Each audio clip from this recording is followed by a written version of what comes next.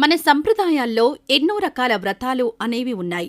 అయితే మనకు నచ్చిన వరుడి కోసం అన్వేషణ చేస్తున్నవారు, కుజదోషం జాతక చక్రంలో ఉన్నవారు, ఆర్థిక స్తోమతలు లేక వివాహంలో ఆటంకాలు కలవారు, ఇంకా స్త్రీ జాతక చక్రంలో రాహుకేతువుల దోషం ఉన్నవారు కూడా ఈ వ్రతాన్ని ఆచరిస్తారు.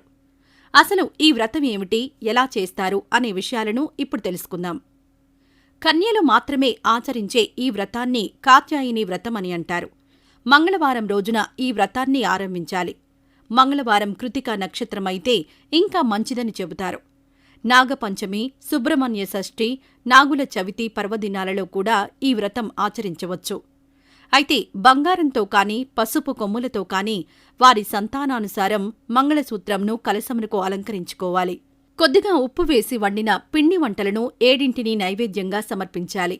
ఇంకా తొక్క తీసినవి 7 చెరుకు ముక్కలను కూడా నైవేద్యంగా సమర్పించాలి.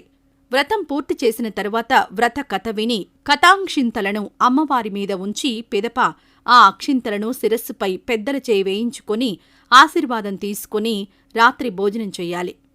అయితే మంగళవారంలో భక్తితో జరపాలి.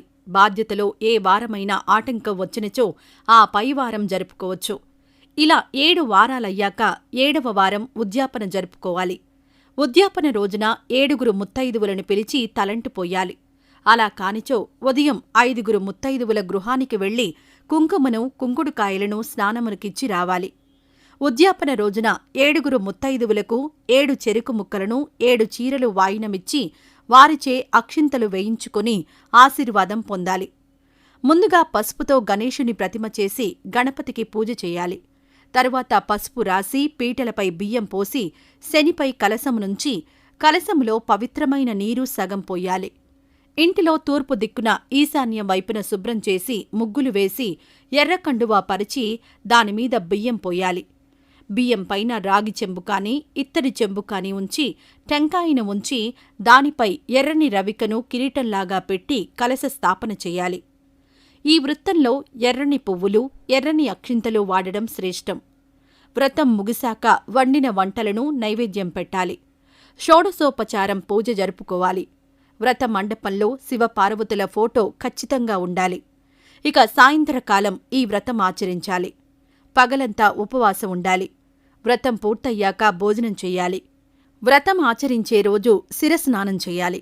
చివరి వారంలో పుణ్య స్త్రీలకు దక్షిణ తాంబూలాలతో కనీసం 7 కాత్యాయని వ్రత పుస్తకాలను సమర్పించాలి.